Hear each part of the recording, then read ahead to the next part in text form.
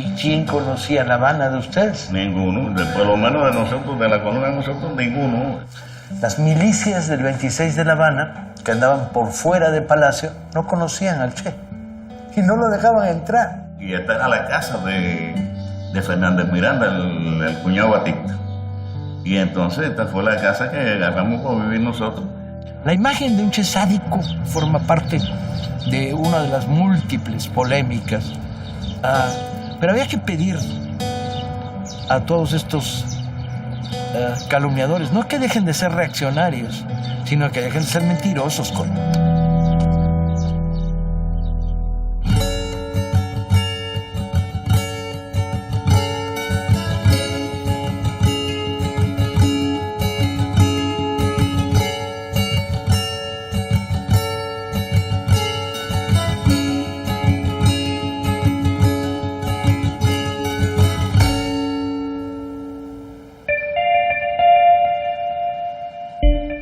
Hacia fines de febrero de 1959, el comandante Guevara está pasando por un mal momento.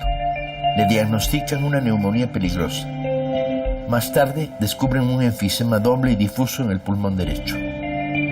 Los médicos lo obligan a guardar reposo y, pasando por encima de su voluntad, Fidel le ordena que se vaya a restablecer en una residencia de la playa de la localidad de Tarará. Pese a las protestas del Che, se traslada junto con Aleida y sus escoltas. Se supone que tiene que retirarse de todas las actividades, pero en Tarará se reunirá casi clandestinamente, durante los últimos días de febrero y marzo, una comisión que está trabajando en la redacción del proyecto de reforma agraria.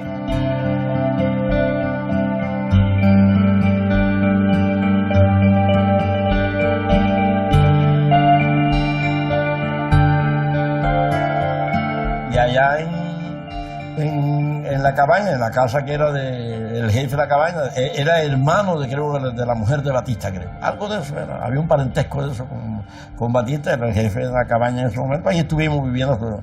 Y ya cuando se enferma, se va para allá, para Tarará, en una casa mucho más cómoda. Y se comienza esa cuestión de que un periodista publica y se comenta de que el Che ya estaba viviendo igual que la demás gente, que no había... Se busca como una manifestación de acomodamiento. Entonces el Che explica que no, que esta cosa, que no, que estaba allí porque estaba enfermo. Una neumonía grave. ¿Por qué? Porque se alimentaba mal y a deshora, dormía poco. Fumaba, que para él que asmático era terrible. Allá se comentó que alguna vez que había sido tuberculosis, pero tú fuiste el que lo curó. Él iba de un lado al otro, a pesar de su asma y a pesar de todo. El asma le pegaba con muy irregular frecuencia, ¿no? Sí, bastante. En toda la etapa de la maestra, en la invasión. Inclusive aquí él, por ejemplo, él salía de la casa y cuando iba por el balcón dice, mañana entra un frente frío. O sea, era como un barómetro. Él sabía cuándo le iba a entrar. Era alérgico a todo. Al medio ambiente, a la comida. Entonces te podrás imaginar un guerrillero que inclusive sea alérgico a algunas comidas. Él se las comía y después que viniera el asma. Mientras el Che está en la cama en Tarará, el gobierno lanza de manera vertiginosa las primeras medidas sociales. Se interviene la compañía de teléfonos. 3 días más tarde, los autobuses metropolitanos. Se rebajan al 50% los alquileres en toda la isla y 10 más tarde desciende el precio de las medicinas. Y por ley se produce la confiscación de bienes malversados y robados por los funcionarios del gobierno de Batista. Se expropian tierras y se reparte, que de quedar inactivas, estas tierras retornarían al Estado. En el futuro solo los cubanos podrían comprar tierras.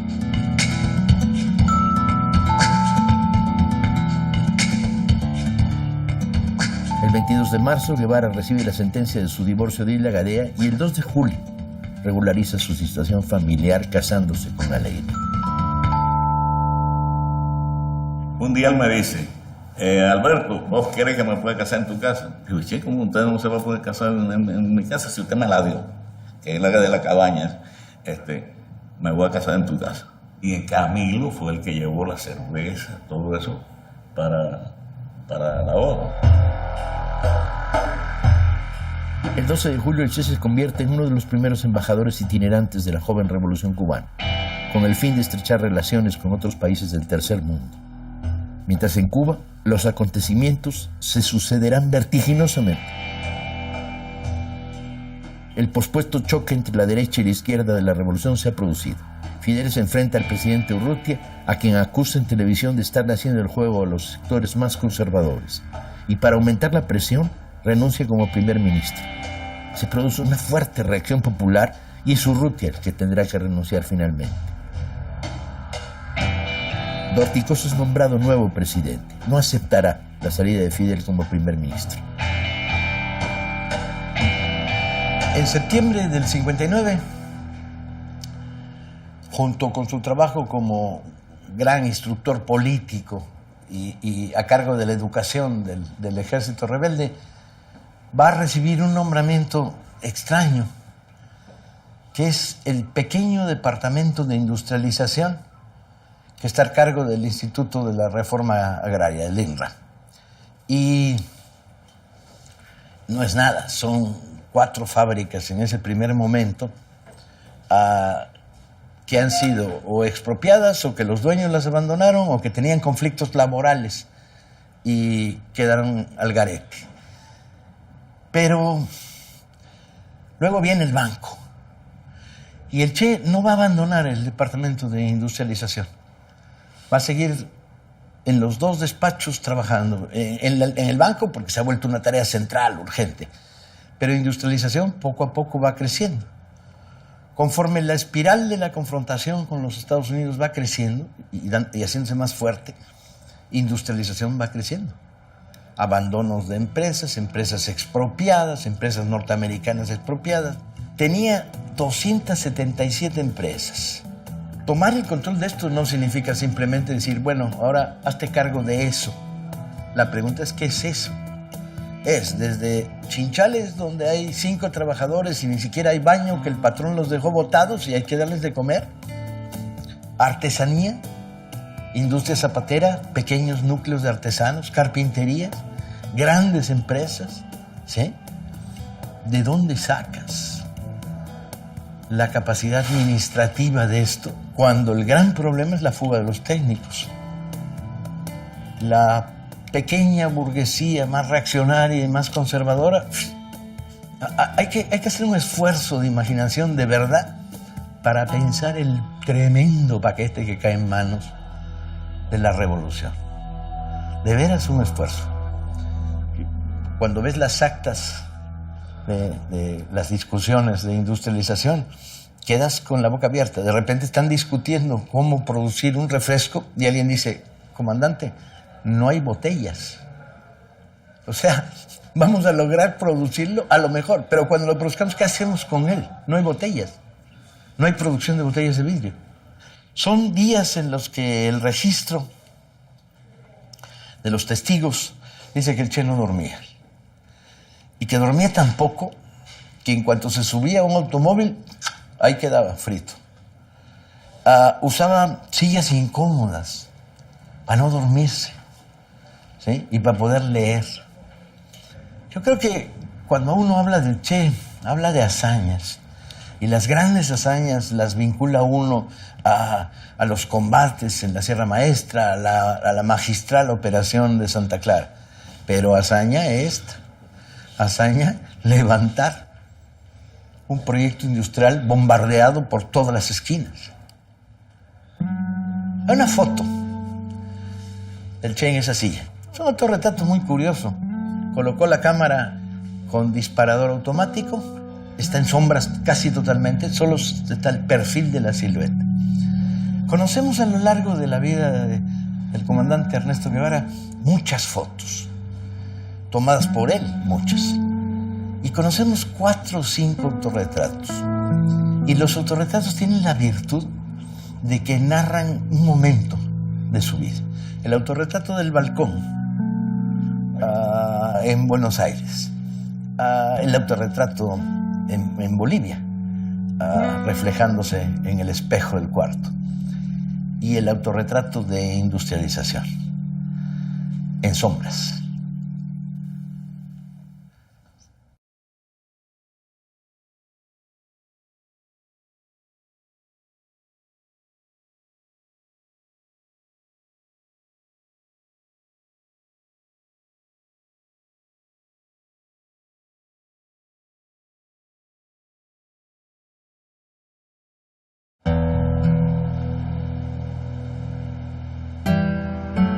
el 29 de octubre de 1959, cuando volaba en un Cessna 312 de Camagüey rumbo a Santa Clara, en una gira de inspección, Camilo Cienfuegos se desvanece en los aires. Esta Habana bullanguera era más de Camilo que del Che. Se reconocía mejor en un personaje como Camilo, dotado de un sentido del humor exuberante, siempre sonriente. Era uno de los pocos amigos. El Che se podían contar con los dedos de una mano, yo creo, a sus amigos. Y la pérdida de Camilo debe haber sido un golpe tremendo cuando muere, probablemente en el océano. Su gran compinche, su socio, para usar un cubanismo, se había ido. En torno a eso se ha tendido una red de calumnia muy potente, de que la dirección de la Revolución Cubana trató de librarse de Camilo y el accidente fue un asesinato, pero resulta no tener ningún fundamento. Uno se aburre trabajando en material sobre el Che de tener que deshacer patrañas que no se sostienen con nada. Y volaban en aviones de mierda. Lo mismo el Che. Raúl se perdió unos pocos días antes de la muerte, unos pocos días, semanas quizá de la muerte de Camilo, por el tipo de aviones y avionetas en los que estaban volando. Una revolución es un largo fenómeno en el que vas perdiendo amigos y compañeros. Y es duro, ¿no? La Revolución Cubana había perdido a Frank País. La pérdida de Camilo, un golpe grave.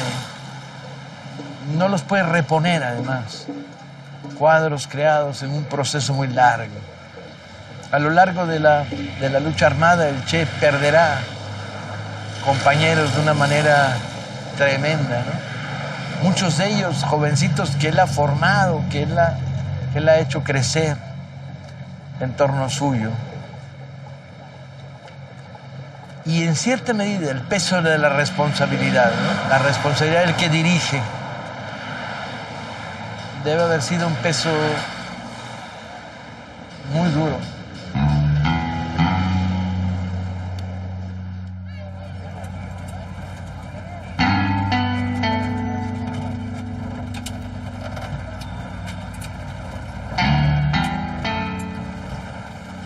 Al Che Guevara le gustaba contar, y era una anécdota que él repitió varias veces, que en una reunión de máximo nivel de la dirección de la revolución,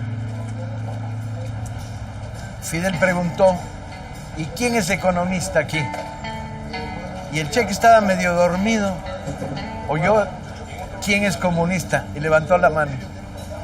¿Y qué es el origen de que lo haya nombrado director del Banco Nacional de Cuba? La anécdota tiene su gracia, pero yo no me la acabo de creer. Cuando el padre del Che descubrió que había nombrado a su hijo director del banco, pronunció una frase lapidaria. Dijo, Fidel está loco. ¿Cómo se le ocurre nombrar a mi hijo? Ningún negocio que jamás haya emprendido un Guevara ha tenido éxito. Salvando el paralelo, era evidente que el Che no sabía nada respecto a la gestión de un banco nacional. Pero el Che aprendía muy rápido, muy rápido. ¿Por qué colocar a un cuadro como Ernesto Guevara en la dirección del Banco Nacional? En la Revolución Cubana, en las confrontaciones contra los norteamericanos, el problema del control de las divisas se volvía fundamental. El problema del dinero en oro cubano depositado en bancos extranjeros. El problema de cómo controlar la fuga de capitales. Así la cosa, y sin saber nada de la gestión de un banco nacional, el Che tomó el mando del banco. Cuando le dan el nombramiento, como un prólogo de lo que iría a suceder poco después, el Che firma el documento del nombramiento, Che. Y entonces consejero del Consejo de Ministros le dice, comandante, con su nombre completo. Y el Che dice, uno firma como quiere. Ya la idea de ser director de un banco no le hacía demasiada gracia. Aceptaba la tarea en términos de que la revolución lo mandaba ahí y ahí iba. Y Dorticós le dice que firme como quiere, ¿no? ¿Qué andas discutiéndole al Che? Muy buenas, mucho gusto. Buenos días, Araceli. Permiso. Muy buenas. Adelante al Banco Central de Cuba. Aquí lo primero que va a encontrar es el mural hecho por Fayad Hamid. Los trabajadores que estaban en la administración en el momento en que se produce estaban muy desconcertados porque de repente aparecía la escolta del Che y se tumbaban en el suelo ahí con su fusil y decían, ahí están un montón de pelúos, los peludos de la sierra. En aquella época surgió en La Habana y se colocó en algunos bancos un letrero que se le atribuía la frase al Che, que decía, aquí se puede meter la pata pero no la mano, ¿no? Y la frase no era del Che. El día en que el Che descubrió el letrero no se puso nada contento, dijo ni la pata ni la mano, indignado por la frase que le atribuían y que no era suya. La gestión del banco tiene que abandonar temporalmente el departamento de industrialización para concentrarse, pero la suma a una serie de tareas que ya está haciendo en esos momentos.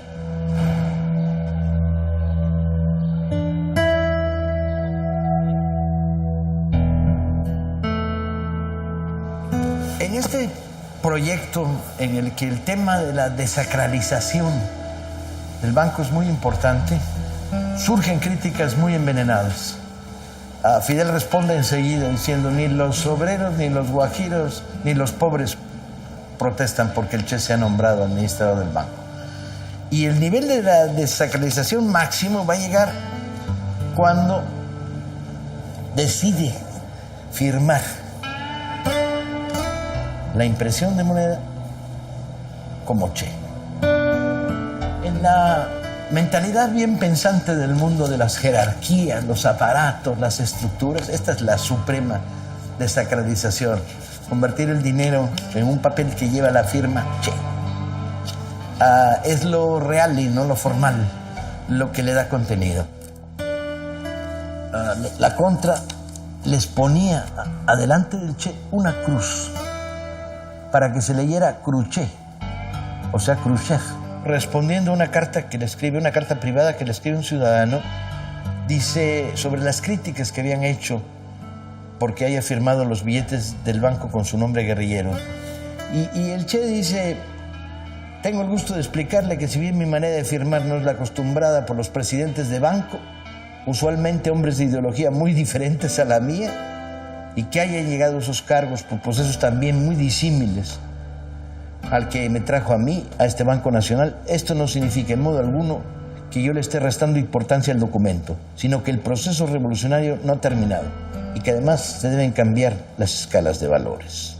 En esos momentos el Che renuncia a sus sueldos de los diferentes cargos que tiene y simplemente gana su salario de comandante.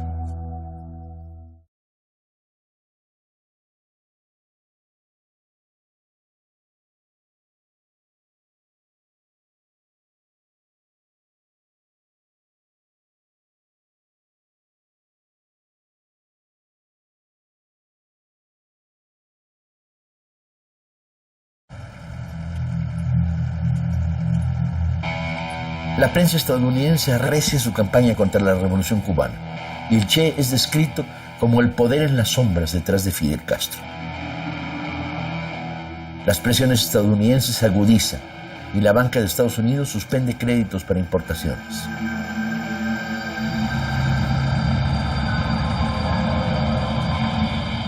El 4 de marzo del 60 se produce el estallido del vapor francés La Coubre, que transportaba armas belgas para la Revolución Cubana. El caso es que hay decenas de muertos y el Che participa en las labores de rescate. Al día siguiente hay una manifestación pública de duelo que parte del cementerio Colón. Y se coloca una tribuna a una cuadra de aquí. Es la primera vez que Fidel utiliza el patria o muerte. La tensión es muy grande porque está pensando que se trató de un sabotaje. Y el Che está en la tribuna. Alberto Díaz Korda, el gran fotógrafo, panea su cámara por la tribuna y de repente se da cuenta de que ha visto algo con telefoto y regresa. Cuando vengo con el paneo, aparece la imagen de Che. O sea, Che estaba situado, pero en un segundo plano. La cara de él me impresionó tanto cuando yo la vi en el visor, que te digo que lo que a mí nunca se me olvida es que instintivamente hice como una cosa así hacia atrás, ¿no? Me asustó, se te puede decir, un poco. Y al mismo tiempo asustarme, apreté el obturador. La foto que tomaría tiene encuadrado el rostro del Che y a su izquierda se ve brevemente la imagen del director de prensa latina, Massetti, en esos momentos. Y cuando las entrega al periódico Revolución, esa no se la publican, le publican otra. Al paso de los años, Giangiacomo Feltrinelli, el editor italiano, visitando a Korda, ve negativos, descubre esa foto y decide que esa es la foto del Che. La lleva a Italia y imprimen millares, decenas de versiones, portadas de libros, postales. Se vuelve la foto simbólica del Che. La han visto ustedes y yo en todos lados, en las circunstancias más inusitadas, simplificada, estilizada, en la camiseta de un vendedor de galletas a mitad de la calle en Argentina, o en medio de los muros en la Sierra de Guerrero con el enigmático mensaje 1 por 1, que significa por cada campesino muerto, un policía judicial ejecutado. Es la foto del símbolo guevarista. Es una foto dura. Algunos de los que lo vieron en la tribuna ese día, el Che, comentaban que si el Che veía un norteamericano se lo comía vivo. Está enrabietado, furioso, y de alguna manera esto se refleja en la imagen. No es el Che burlón, sonriente, cáustico, sino el Che repleto de una rabia interior que Korda supo captar extraordinariamente.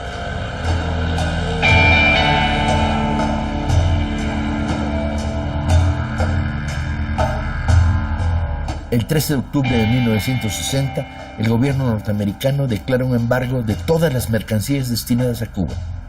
Es un bloqueo económico. La respuesta es tajante. Entre el 13 y el 14 se producen nacionalizaciones de 400 bancos, ingenios, azucareras, fábricas. E inmediatamente después, una ley de reforma urbana que entrega a los habitantes las viviendas o congela las rentas. Parece que es el momento en que el Che desde la banca va a impulsar proyecto económico, pero el Che ya no está en eso. El 20 de octubre, en un programa de televisión, va a anunciar sorpresivamente que ya no trabaja en el banco. ¿Y entonces en qué trabaja? Poco tiempo antes, el paso de Mikoyan por La Habana había trenzado la posibilidad de que ante el crecimiento de la espiral se generara una relación de apoyo de los países de Europa Oriental y de la Unión Soviética a la economía cubana. ¿Hacia dónde va el Che? 2 días después, el Che está arriba de un avión. El 22 de octubre de 1960, el comandante Ernesto Guevara viaja hacia Europa Oriental en una misión clave: obtener del bloque soviético el apoyo, los créditos y una salida comercial para los productos cubanos bloqueados, particularmente el azúcar. En total se ha dado salida a una parte importante de la futura producción azucarera y en cambio se ha conseguido abastecimiento petrolero, auxilio técnico para la minería y se compran con créditos blandos 21 plantas industriales, quedando 100 más contratadas. A su retorno a Cuba, el Che reencuentra la paternidad con su nueva hija, Leida. También un terrible aumento de la tensión cubano-estadounidense. El 3 de enero de aquel año, 1961, Estados Unidos rompe relaciones con Cuba. Y casi de inmediato lo harían, siguiendo consigna, casi todos los países latinoamericanos.